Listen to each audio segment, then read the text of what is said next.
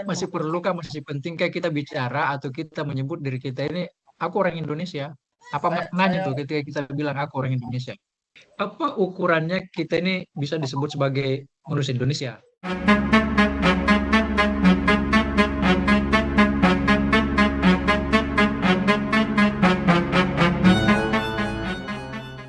Apa ukurannya kita ini bisa disebut sebagai manusia Indonesia? Karena kita lahir di Indonesia, gitu ya, berbahasa Indonesia, berKTP, ya, gitu ya. berpaspor Indonesia. Indonesia. Apalagi? Hah? Apalagi? Kita lahir di Indonesia, kita berbahasa Indonesia, berKTP Indonesia, apalagi? Kita Kita disebut Indonesia. Kita merayakan 17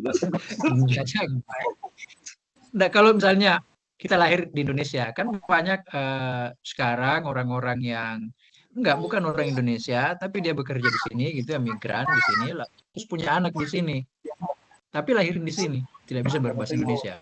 Atau katakanlah dia bisa berbahasa Indonesia, tapi dia kewarganegaraannya bukan kewarganegaraan Indonesia, gitu kan? Apa lalu dia bisa disebut sebagai manusia Indonesia? Nah, kasus lain misalnya orang yang lahir di negara antah berantah gitu, tapi dinaturalisasi, apa dia manusia Indonesia? Jadi Ben Anderson itu benar ketika menyebut bahwa yang disebut bangsa itu, gitu ya, itu imagine communities, ya kan? Imajinasi bersama. Itu sesuatu yang kita bayangkan aja, gitu ya. Nah, itu yang Yuval itu, Noah Harari itu dia sebut sebagai sesuatu yang bersifat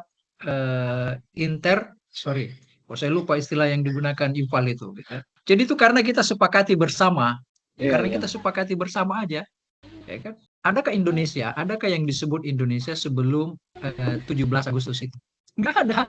Jadi apa yang diperjuangkan oleh Sultan Hasanuddin itu? Makassar. Apa yang diperjuangkan oleh Gua tahu yang diperjuangkan. Diponegoro, gitu ya. Nah, itu dia. Nah, tapi dia diberi gelar pahlawan nasional. Nah, jadi apa yang disebut manusia Indonesia itu? Manusia Indonesia itu ada setelah 17 Agustus 1945. Sebelum itu ada nggak? Nggak ada. Ya, yang ada manusia Bugis, manusia Makassar, Jawa, manusia Kutai, gitu ya, manusia Banjar, manusia Jawa, itu yang ada. Nah, lalu setelah 17 Agustus kita semua ini dipaksa untuk memiliki identitas bersama, namanya Indonesia. Tapi yang disebut Indonesia itu kan bisa memudar ketika terjadi konflik yang bersifat komunal. Ya, misalnya dulu kasus Sampit, atau kasus Ambon, atau kasus Sambas. Itu yang disebut Indonesia nggak ada di situ. Yang ada di situ adalah aku orang Madura, aku orang Jawa, aku orang Makassar, aku orang Kutai, aku orang Banjar, aku orang Dayak, dan seterusnya. Indonesia nggak ada di situ. Jadi apa makna menjadi manusia Indonesia? Dia memiliki makna sepanjang atau sejauh masih menyepakati itu, gitu kan? Dan biasanya kita menyepakati itu kalau itu kita berada pada posisi yang diuntungkan, ya kan? Nah, itu bapak-bapak ini kan ada di posisi yang diuntungkan. Jadi Anda pasti bilang aku manusia Indonesia. Indonesia. Yang bilang kabur aja dulu itu karena berada pada posisi yang dia tidak merasa menjadi manusia Indonesia itu punya makna, ya kan? Gitu. Jadi kabur aja dulu itu apa artinya? Artinya adalah yang menjadi manusia Indonesia nggak ada utility-nya, ya. Nggak berguna. Itu di manusia Indonesia itu yang pertama. Nah, yang kedua itu soal eksistensi kita ini kan banyak ditentukan oleh finansial itu, ya kan? Uang, kalau kita nggak mau ini, kalau kita mau sederhanakan, uang banyak ditentukan oleh, sehingga ketika orang bicara apa yang bisa diberikan oleh negara kepada saya, gitu, terkait dengan keamanan finansial itu, kalau itu tidak diberikan oleh negara, ya harus mencarinya di tempat lain. Nah, itu tadi sudah banyak digambarkan oleh orang Belanda ini. Wah, itu orang Belanda itu di manusia Indonesia itu jadi apa sih itu ya? Yang kita butuhkan ini adalah keamanan finansial. Ya. Tapi ini Kak, ini susah diajak ngomongin itu karena Bapak ini orang-orang yang secara finansial aman. Susah jadinya. Yang kedua, apa makna di manusia Indonesia itu? Hubungannya dengan kabur aja dulu itu. Bagaimana? Saya dulu. Ini mungkin bisa jadi orang lanjutan nanti Kak. Saya dulu. Jadi saya kemarin ikut upacara 17-an hanya untuk melihat sesama orang Indonesia. Bergembiralah kami. Dan saya bikin status itu tentang yang itu, Robert Anderson itu. Yang Imagine Community di Instagram saya kan. Lalu saya share. Sampai di sana kami bertemu dengan itu. Republik. Dan kami ketemu dengan Dan mereka mendemo kami. Jadi saya bilang, baru pertama kali ini saya didemo oleh merasakan itu bahwa orang-orang ini mendemo Indonesia kan, tuntut Indonesia dan sebagainya. Sampai di dalam di upacara, itu niat saya cuma mau bertemu dengan mereka, dan saya tidak tahu pada saat kita hormat bendera dan lagu Indonesia Raya dikumandangkan, itu saya sebagai orang yang baru di sana, orang newbie di upacara itu menangis.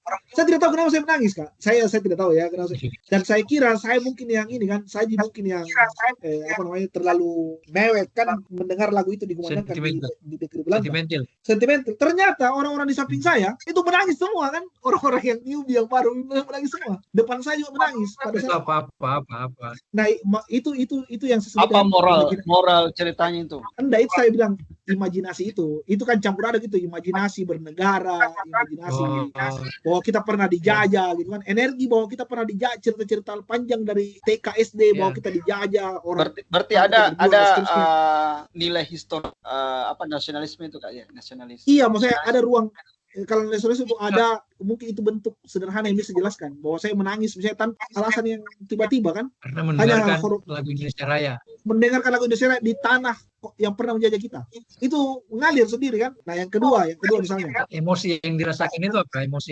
Emosi bahwa bukan bangga terhadap kita bisa nyanyi lagu ini, bukan. Tapi maksudnya, wah itu Indonesia bener ya, dalam hikmat banget itu lagu itu kan. Jadi mungkin energi W.R. Supratman itu hadir di situ. Bagaimana dia mengubah lagu itu kan sampai segitunya kan.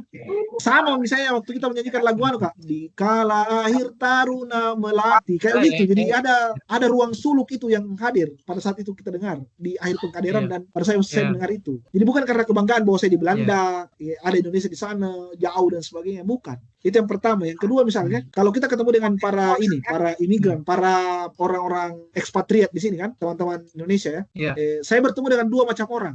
Orang pertama adalah orang yang cari kerja saja, cari cuan di sini. Itu kalau ditanya mereka, apakah mereka mau jadi warga negara Belanda? Dia bilang mereka pasti bilang tidak mau.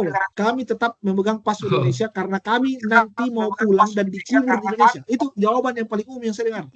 Mereka mau dikubur di Indonesia. Itu sama dengan mau ke pangkuan Ibu Pertiwi. Itu perasaan apa? Emosi apa itu? Emosi apa itu? Bahwa secara sadar bahwa kita ini berkomunitas, ber-Indonesia. Atau apa? Bukan, itu primordialisme. Primordialisme. Iya, primordial, benar. Nah, ketiga misalnya perasaan terikat dengan sesuatu yang sebagai bagian dari diri kita. Benar, mungkin orang tuanya, neneknya dulu, tanahnya dan seterusnya. Nah, yang terakhir saya tanya, yang kelompok kedua. Kelompok kedua itu kelompok yang tidak bisa pulang ke Indonesia, ekstapol. Nah, itu ada kelompok itu di sini. Exil tahun 65. Dan itu baru-baru kemarin misalnya Lola Amaria memutar filmnya di IFU kan, di kampus kami. Itu banyak sekali exil yang datang. Dan itu kalau mereka ditanya, mau nggak pulang ke Indonesia? Mereka mau, tapi nggak bisa. Mereka mau tapi tidak. Dan itu kalau mereka ditanya begitu, mereka akan menangis. Dan itu kalau nama Indonesia yang diteriakkan ya. Jadi bagi saya misalnya itu emosi primordial itu ya. Iya, emosi primordial mungkin Kak. Dibungkus dengan brand Indonesia. Karena semua yang menyebut Indonesia kan. Misalnya saya baru-baru makan sama Gina di rumah makan Belanda kan, rumah makan Indonesia di sini. Saya baru mau makan rumah makan Tegal lah di Amsterdam. Diundang oleh supervisor saya yang orang Belanda. Nah, itu pada saat saya selesai makan, saya cium tangannya kan, saya cium tangannya supervisor saya, sama dengan saya cium tangannya guru-guru di Indonesia. Saya cium tangan kan. Itu yang marah itu, yang punya warung itu marah sama saya Kak. Tahu ini kenapa kau begitu? Kenapa kau cium tangannya? Kau tidak tahu nenekmu dulu itu dibunuh sama orang tuanya. Itu respon. Padahal dia jualan di situ. Dia jualan di situ. Dia bilang, jangan cium tangannya, penuh darah tangannya itu. Dia bilang, penuh darah tangan itu. jadi memang itu apa namanya, energi historis itu ada di mereka, di imajinasi mereka, dan historisnya jadi sangat melekat dengan orang-orang Indonesia sini. Dan kebanyakan memang orang-orang yang abroad ke Belanda itu punya punya alasan tambahan selain abroad di tempat lain. Misalnya di tempat lain dia abroad kan pilihannya adalah mau cari uang, mau cari pendidikan yang lebih berkualitas, mau cari hidup yang bagus, mau shopping ke sana kemari. Kalau orang rata-rata yang Belanda, dia punya satu hal yang tidak dimiliki oleh yang lain, kebanggaan bisa menapaki tanah penjajah yang dulu menjajah mereka. Tapi yang disebut terakhir itu bisa kita sebut sebagai luka historis. Luka historis. Dan kalau itu dibiarkan, itu tidak membuat kita kemana-mana. Sementara kita sekarang ini sudah bicara itu tadi, bahwa kita ini sekarang kalau kita bicara relasi keserikatan, jadi apa menjadi manusia Indonesia itu lalu harus terluka terus dengan manusia Belanda gitu kan. Nah itu luka historis yang begitu itu tidak boleh mengungkung kita. Jawaban TK dia bilang begini, kami yang keluar ini bukan malah tidak cinta negara, justru devisa dari kami itu lebih besar, 40% dari apa dari kami. Justru sumbangan penting tenaga kerja imigran itu sangat besar kepada negara. Ya, migran. Itu namanya penyumbang devisa, itu resmi gitu ya. Resmi. Masuk ke negaranya kadang-kadang ada oknum lagi tuh yang ini ya. Oknum dia. Ya, jadi sumbangan salah satu penyumbang devisa yang besar gitu ya kepada negara.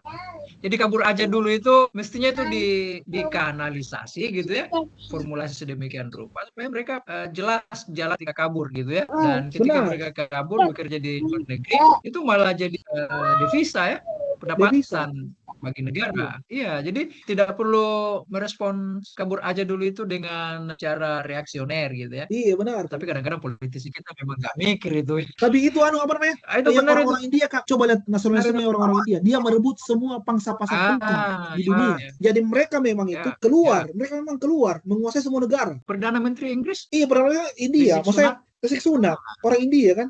CEO Apple, CEO Google, India semua. Saintis terbesar di Indonesia, orang Punjabi. Kalau kita sih sudah lama itu dikuasai itu. Mulai dari filmnya. Maksud saya, seandainya misalnya teragendakan seperti India gitu kan, sebenarnya bisa kita lakukan itu kan. Jadi kabur aja dulu itu nggak perlu ini ya, nggak perlu direspon dengan ini ya, direspons dengan apa namanya itu? Dengan nyinyir, nggak perlu disikapi dengan nyinyir. Malah kalau perlu dengan logika devisa itu, ini dikanalisasi gitu ya. Oke, kita fasilitasi kemana Anda mau kabur gitu kan. Kita carikan jalannya gitu ya. Anda mau kerja di mana, kita carikan jalannya gitu ya. Dan tidak perlu bilang ke mereka bahwa Anda ini pada akhirnya akan menghidupi negara dan juga membantu efisiensi itu. Karena Anda penghasil devisa. Iya benar itu. Otakmu ternyata lurus, bagus ini. Tidak berbanding lurus dengan rambut itu ya. Saya sudah ada yang bikin konten itu Kak tentang bagaimana teman-teman yang bekerja di luar negeri itu tadi yang disampaikan Satri, penyumbang devisa terbanyak. Cuman kan tidak ada kita minim informasi tentang itu dan para politisi perlu memang bahan nyinyiran yang buat mereka itu sebagai bahan gorengan lagi. Gitu ya, saya kira cukup ini obrolan kita. Satu, kabur aja dulu itu tidak perlu disikapi nyinyir gitu ya. Kalau perlu negara mencarikan kanal-kanalnya gitu ya, jalan. Oke, kemana Anda mau kabur? Kita carikan jalannya. Kita coba kita coba saluran-saluran yang bisa membawa Anda untuk dapat pekerjaan gitu ya, seterusnya gitu ya. Karena Anda akan menyumbang devisa bagi negara gitu, dan itu akan membantu efisiensi dan seterusnya. Itu satu. Jadi kabur aja dulu itu malah bagus ya kalau negara menyikapinya dengan ini ya, dengan baik. Bukan negara sih, pemerintah gitu ya. Kalau pemerintah menyikapinya dengan baik. Itu satu. Kemudian yang kedua, kabur aja dulu itu bukan karena tidak cinta Indonesia gitu ya. Itu semacam satir terhadap pemerintah. Anda kok seperti nggak becus terhadap mengelola negara gitu ya. Itu yang kedua. Yang ketiga, diferensia ini apa yang dia bisa konseptualisasi untuk generasi Kaine, generasi Genomite gitu ya, untuk bicara tentang imajinasi masa depan gitu ya, kisah masa depan. Itu pertama kita buatkan rumahnya dulu ya. Pertama kita buatkan rumahnya dulu. Mereka. Insya Allah bulan 8. Bulan 8 itu sudah di bulan 8 Bapak balik kan itu untuk bikin rumahnya kan Bapak tidak perlu nunggu Agustus gitu. Iya, enggak perlu, Kak. Bikin aja. Tidak perlu nunggu Agustus. Saya tinggal nunggu beasiswa. Kau pakai yang yang employment boleh. saja. Employment itu untuk bayar rumah, Bang. Jadi gitu. bikin rumahnya segera itu ya. Iya. Bikin rumahnya segera itu ya.